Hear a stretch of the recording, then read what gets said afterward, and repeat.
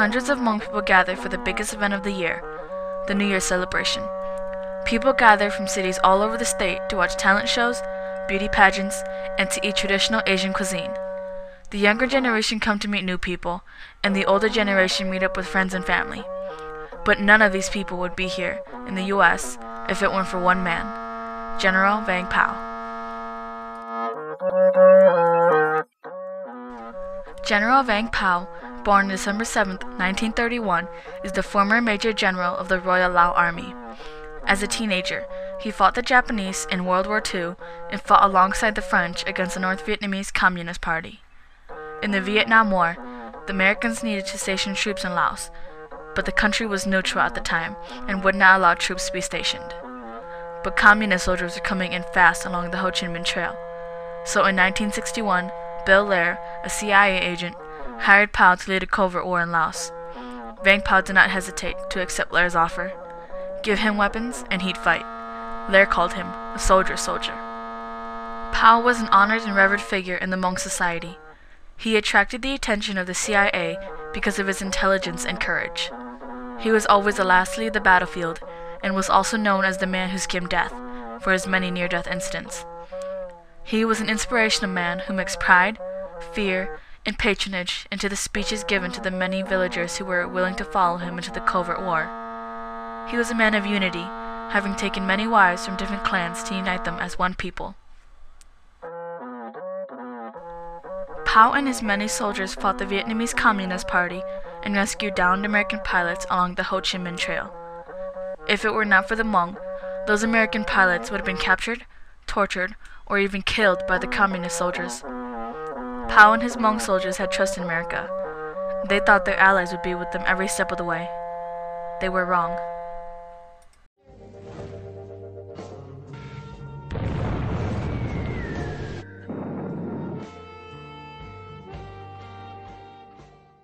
America pulled their troops out after they signed the Paris Peace Accord in 1971.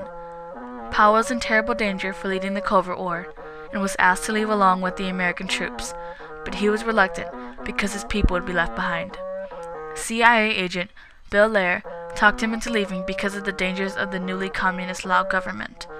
The new government would surely kill him if he remained in Laos. He ended up leaving the country in secret, but was still very concerned about getting his people to safety. So before his departure, he arranged for the U.S. military to pull out as many Hmong families as they could. This included many of Pao's soldiers and their families. Still, the Americans could not pull all of them out. There were only so many helicopters, and space was limited.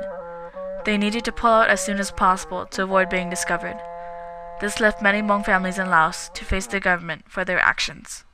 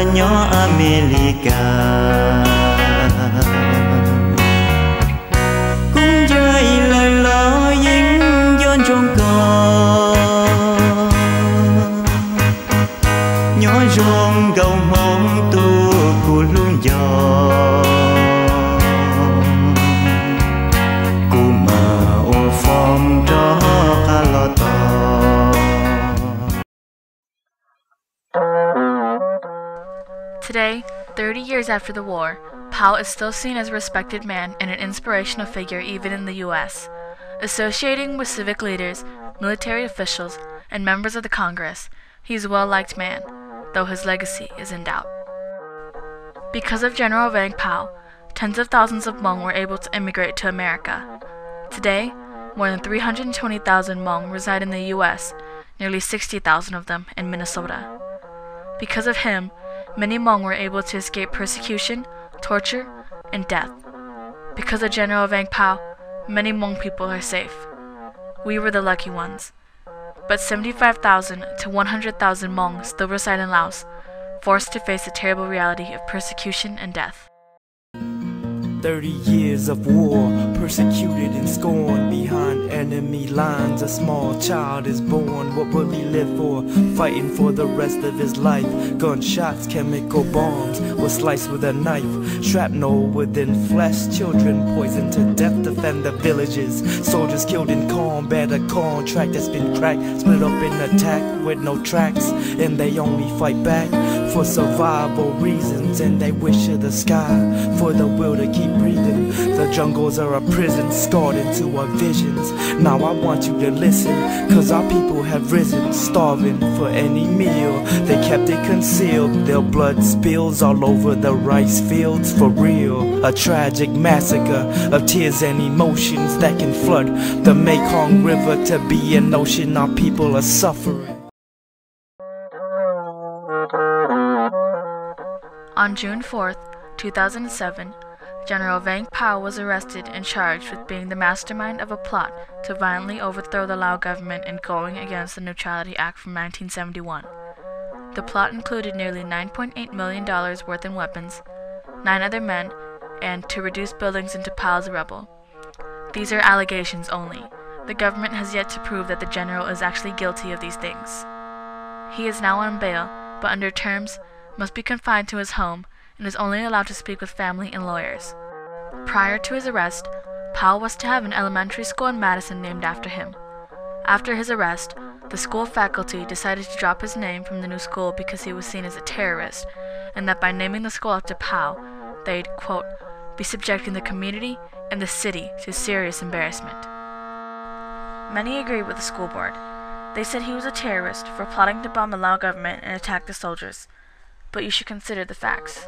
The Hmong have informed the United Nations many times about the Lao government's raids and attacks on Hmong villages.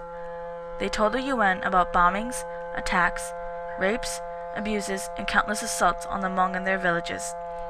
All these complaints come back from the United Nations in a simple statement: no proof. The United Nations refused to pay attention to the genocide because of the peace treaty already made with the Lao government. No one will help, and no one cares to listen. But journalists Rebecca Somers, Al Jazeera, and Tony Bertley have all tracked the villagers down to even the most dense of Asia's forests and documented the harsh and cruel lives of the Hmong. There is proof. Still, nothing has been done. Perhaps, desperate to save his people and keep his word, General Vang Pao felt he must do something. Yet he does not want to go against the American government. Perhaps he wanted to find a way to help his people. America would do the same if these were Americans. Pao only wants to protect his people and give them the rights we are given here. Because of his desire and passion to his people, people dub him a terrorist.